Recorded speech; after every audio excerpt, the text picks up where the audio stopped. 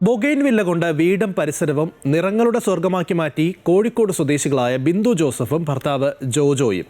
ഇവിടെയുള്ള കടലാസ് പൂക്കൾക്ക് ചെറിയൊരു പ്രത്യേകത കൂടിയുണ്ട്. കൗതുകകരമായ ആകാശം കാണാം.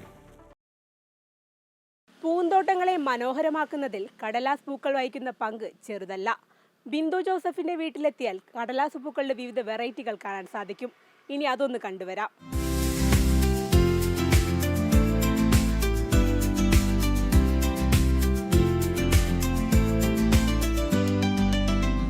സക്കുറ ബല്ലാക്കാൻ, ഗോൾഡൻ പട്രോ പാൽബനോ, മിലോബാറ്റിക്, ബ്രിസാറഡ്, വൈറ്റ് പാന്തർ തായ്വാൻ, മാജിക് ഐസ്ക്രീം എന്നിങ്ങനെ പേരിനെ പോലെ ചെടികളിലും പുതുമയുണ്ട്.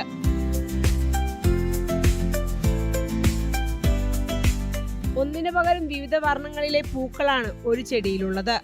ഇരുനിറത്തിലുമുള്ള കടലാസ് പൂക്കളും വേറിട്ട കാഴ്ചയാണ്.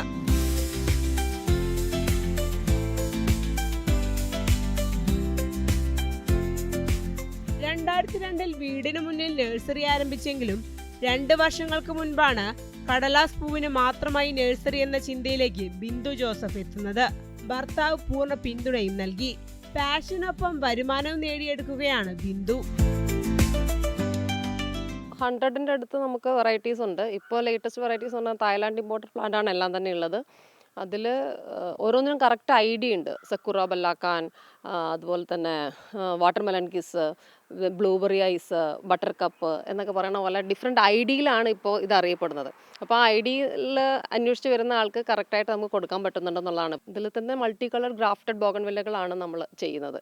അതായത് ബോൺസായി പോലെ ആക്കിയിട്ട് ഒരു 10-40 വർഷമൊക്കെ ഏജുള്ള നാടൻ പ്ലാന്റിൽ നമ്മൾ മൾട്ടി കളേഴ്സിന് ക്രാഫ്റ്റ് ചെയ്യും. ഒരു 13-14 കളർ തന്നെ ഒരു സിംഗിൾ പ്ലാന്റിലുള്ള പ്ലാന്റുകൾ നമുക്കിവിടെ അവൈലബിൾ ആണ്.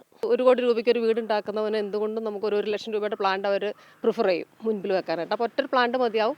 ഡിഫറെൻറ്റ് കളേഴ്സിന് ഡിഫറെൻറ്റ് കോൺട്രാസ്റ്റിംഗ് കളേഴ്സ് ആയിരിക്കും.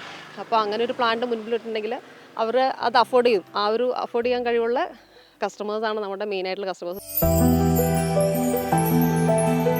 വടകര അമൃത വിദ്യാലയത്തിലെ അക്കാദമിക് കോർഡിനേറ്ററും കൗൺസിലർ സൈക്കോളജിസ്റ്റുമായ ബിന്ദു ഇതിനോടകം തന്നെ പണ്ഡിറ്റ് ദീൻ ദയാൽ ഉപാധ്യായ അന്ത്യോദയ കൃഷി പുരസ്കാരങ്ങൾ ഉൾപ്പെടെ നേടിയിട്ടുണ്ട്.